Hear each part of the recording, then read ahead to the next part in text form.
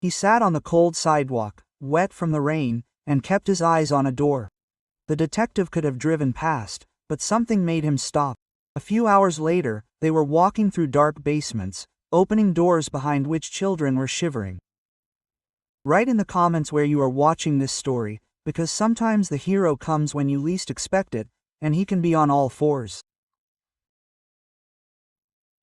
A cold November evening fell on the town of Silverbrook, Vermont, when the sun, tired of fighting gray clouds, sank below the horizon, leaving the streets in the arms of early twilight. A light frost was already beginning to fetter the bare branches of the maple trees, and the smell of smoke from fireplaces hung in the air, mingling with the dampness of fallen leaves. To Detective James Kennedy, a fair-skinned man of 42 with short blonde hair and gray eyes that showed the weariness of 15 years on the local force, this evening seemed like hundreds of others. He was the kind of cop who didn't like to rush to conclusions, preferring to trust facts rather than nerves. But on this day, something in the air and the quiet of the deserted streets made his heart beat a little faster, although he didn't yet understand why. James was behind the wheel of his old Ford patrol car, parked at an intersection in front of an old house on Willow Street. The house, a two-story building with peeling white paint and a slanted porch, looked as if time had forgotten it back in the 70s. The windows, covered in dust and cobwebs, seemed blind, and the roof, with rotted shingles, was sagging ominously. James was about to pull away when his gaze fell on the dog.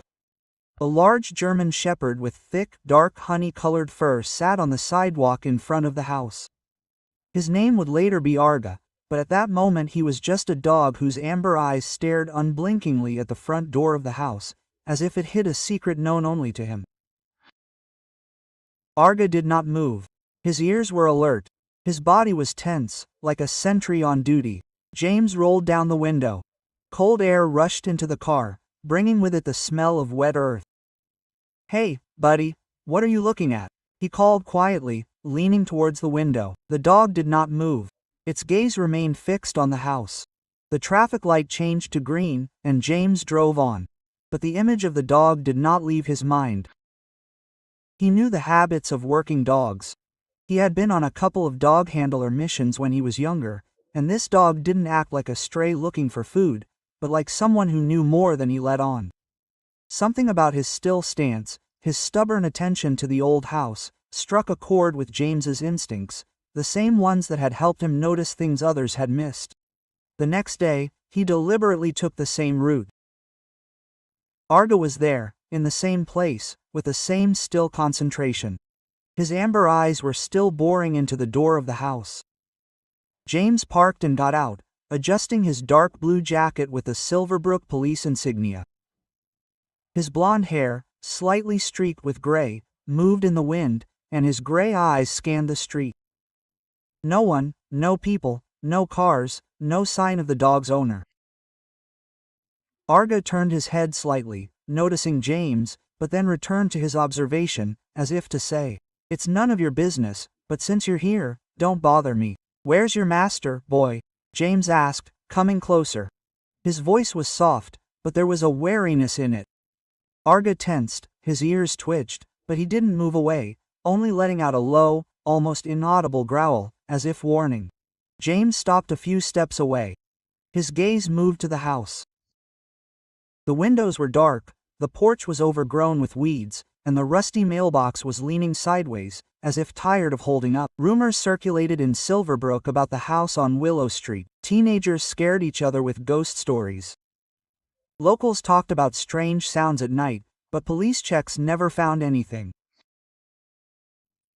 The house belonged to one William Grayson, who disappeared about 10 years ago, leaving the building to its fate.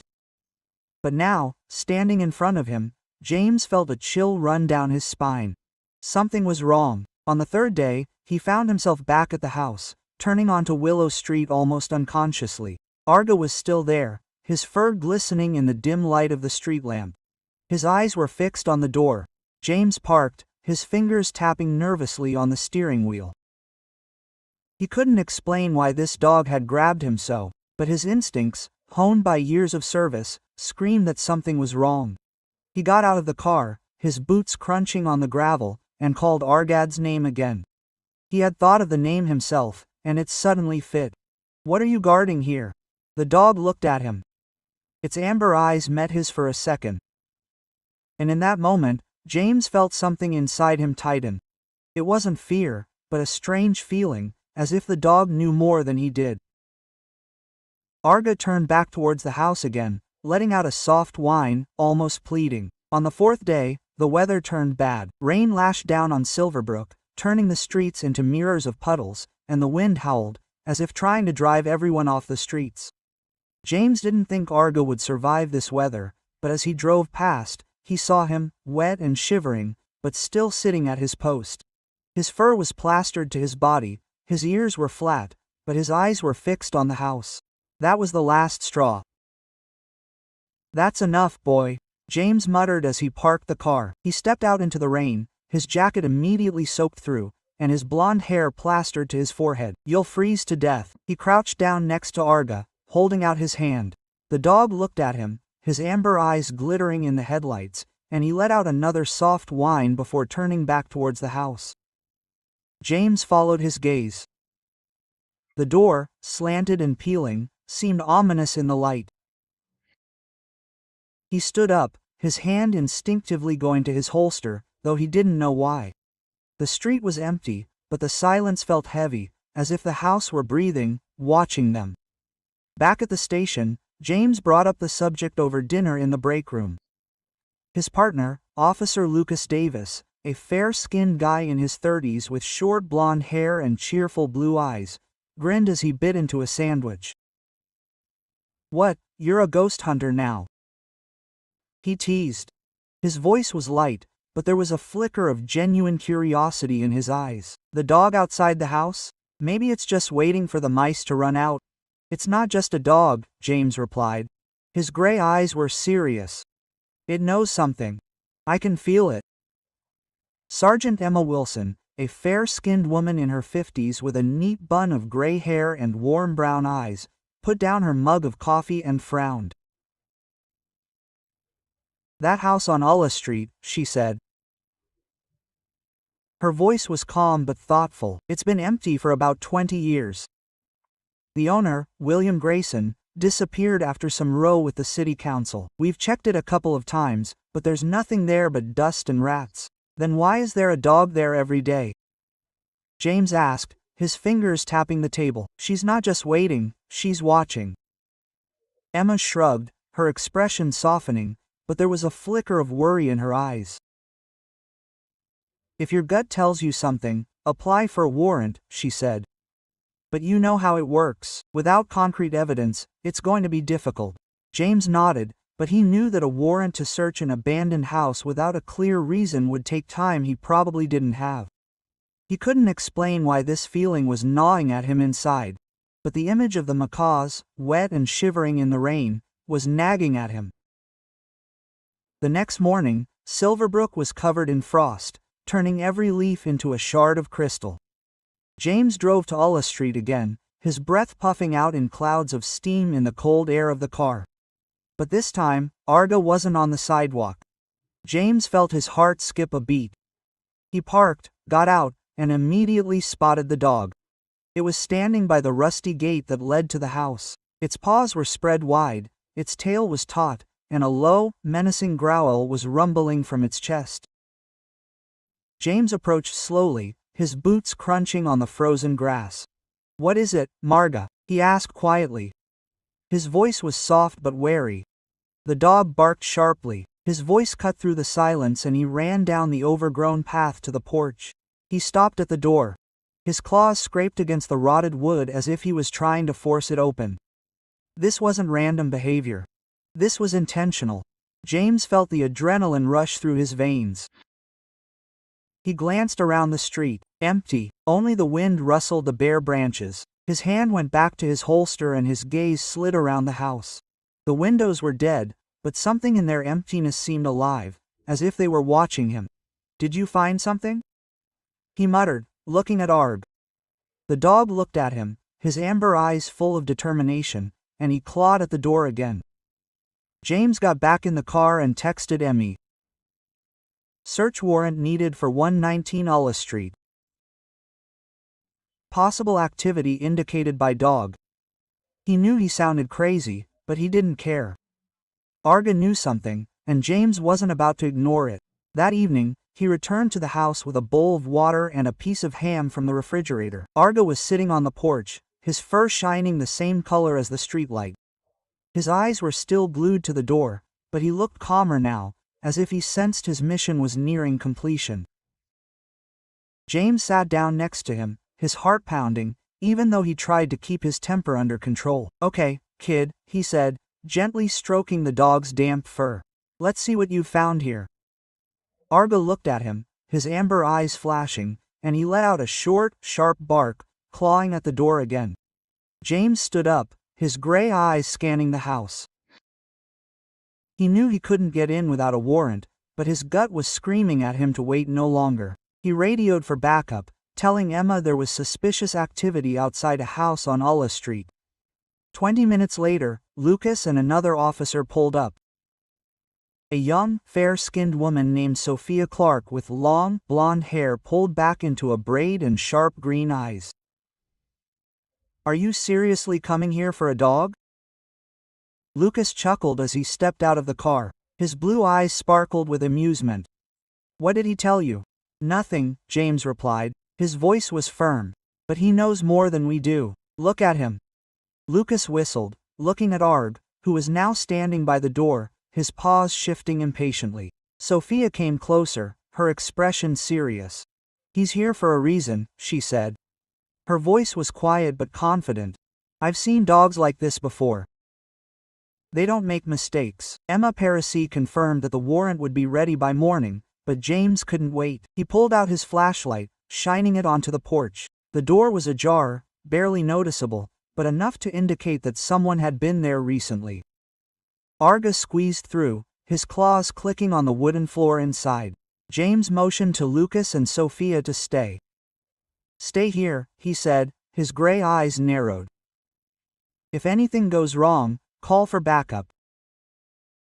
Lucas frowned but nodded. Sophia clutched the radio, her green eyes watching James with concern.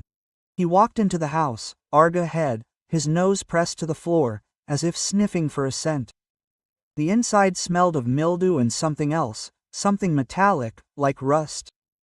The floorboards creaked underfoot, and the beam of the flashlight picked out torn wallpaper and scattered debris. Arga stopped at the basement stairs and let out a low growl.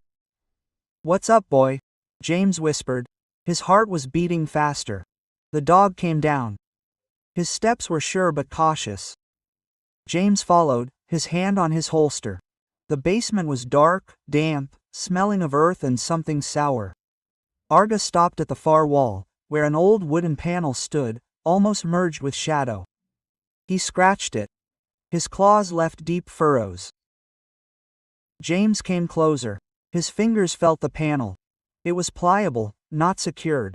He pressed harder, and it slid back, revealing a narrow passage. "Christ!" he muttered. His voice wavered. Arga squeezed inside, and James followed him. The passage led into a cramped hallway, the walls of which were covered in dirt and mildew. The beam of the flashlight picked out a metal door at the end. Arga stopped in front of it. His growl grew louder, more threatening. James tried the handle. Locked.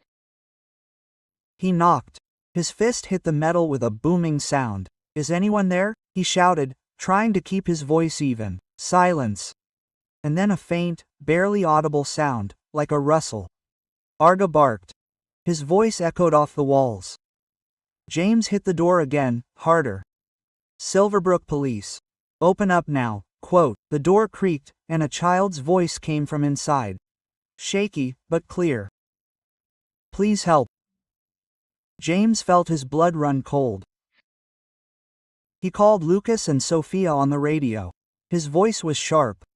"Get down here to the basement and call for backup." A few minutes later, they were breaking down the door with a crowbar Lucas had pulled from the car. When the metal gave way, Arga was the first to rush inside. In the room, lit by the dim light of a flashlight, were children.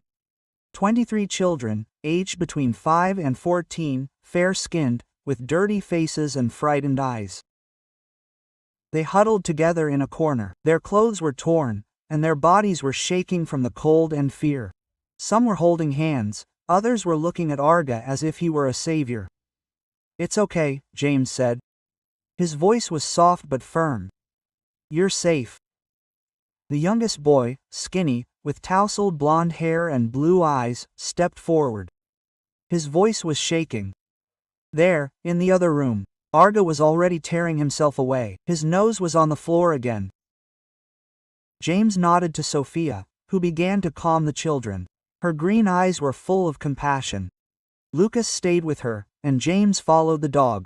They found another door, hidden behind a pile of boxes. Arga was scratching at it. His growl became almost furious. James pushed the boxes aside, his hands shaking with adrenaline. The door was locked with a heavy bolt. He threw it back, and Arga flew inside.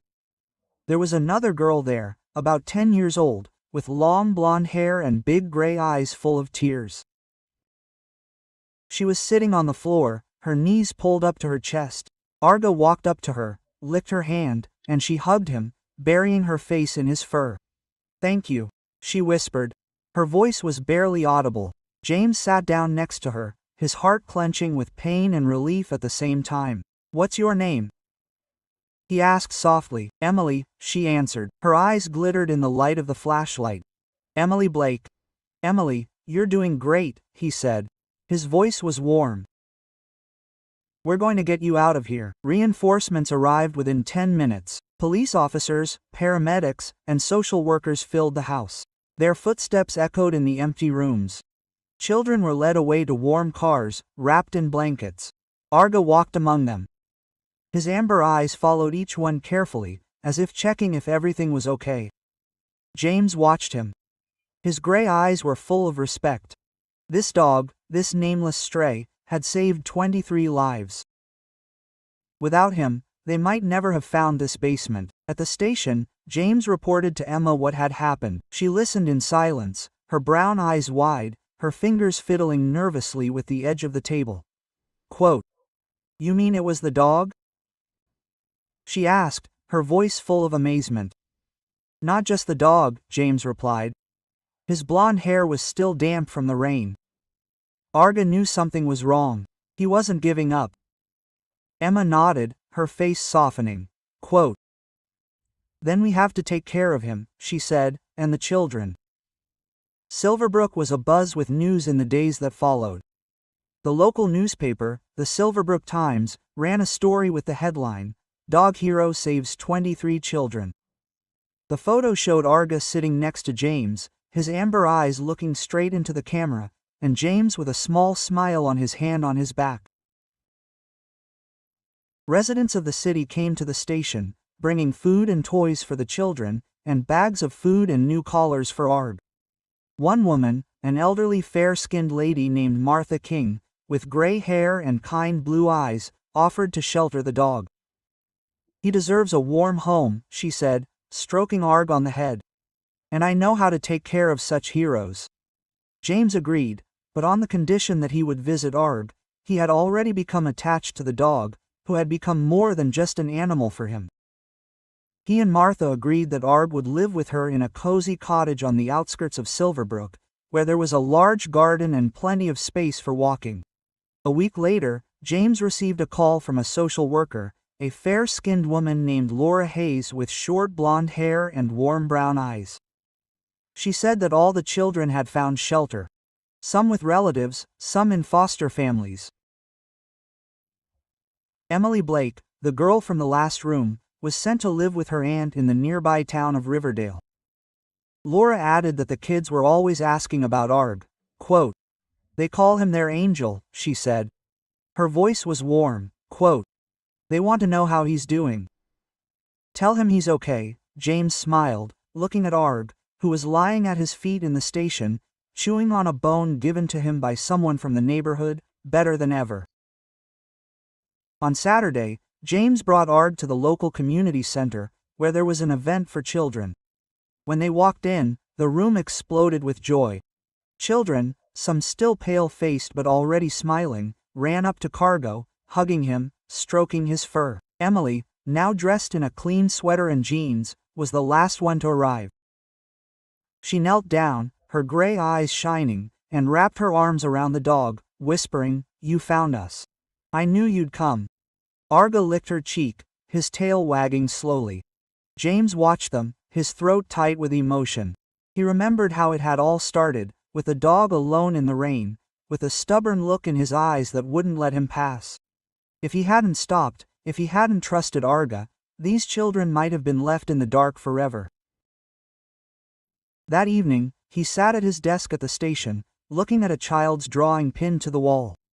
It showed Arga standing in front of a house, and next to it was a figure in a police uniform who looked like James. Underneath the drawing was written in scrawled script, "Thank you, Arga and Officer Kennedy." James smiled, his gray eyes softening. He knew this story would change Silverbrook forever. By spring, the trial was underway.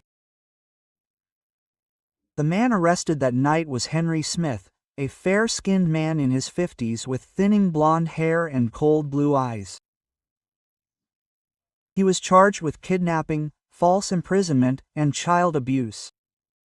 The evidence gathered by Clara Hayes, the private investigator hired by James to investigate, was overwhelming.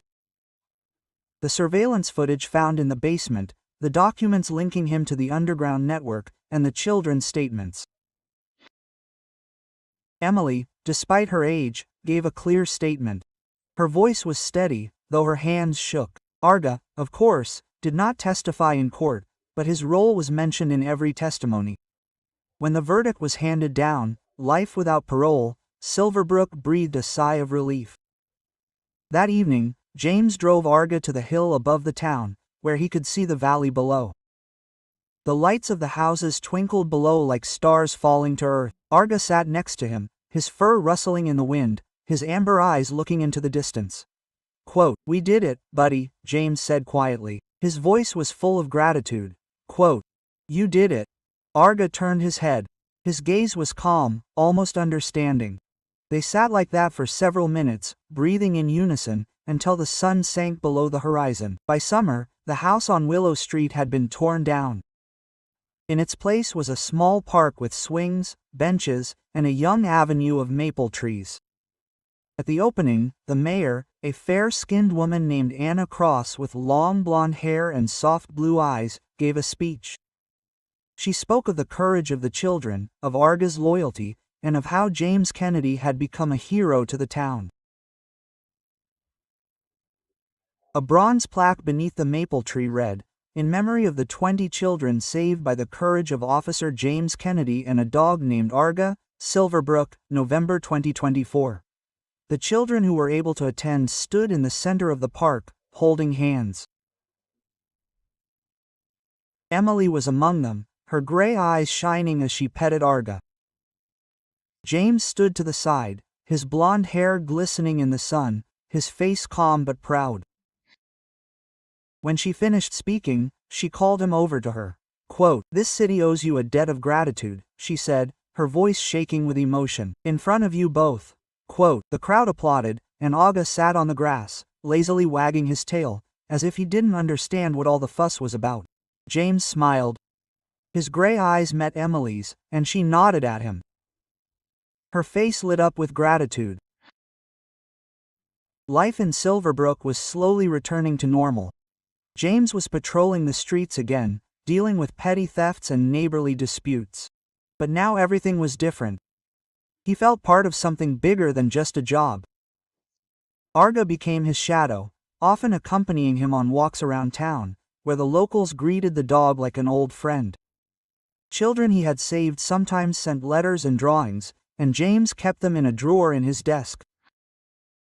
One day in late August, he was walking with Arga through the new park. The grass had already covered the ground with a green carpet, and the maple trees were starting to turn gold. James stopped at the sign, rereading the inscription. Arga sat down next to him. His amber eyes followed the butterfly fluttering over the flowers. "Not bad for a guy who works for a bowl of food," James chuckled, patting the dog on the scruff of the neck. Arga snorted in agreement and lay down on the grass, stretching out his paws. James looked at him and realized that this story was not just about saving. It was about trust, about how one small choice to stop and listen can change everything. Thanks to Arga, 23 children saw the sky again, and Silverbrook became a town where people learned to notice each other. This story is a reminder that even in the darkest times, instinct and loyalty can lead to light. If this story touched you, share your thoughts in the comments.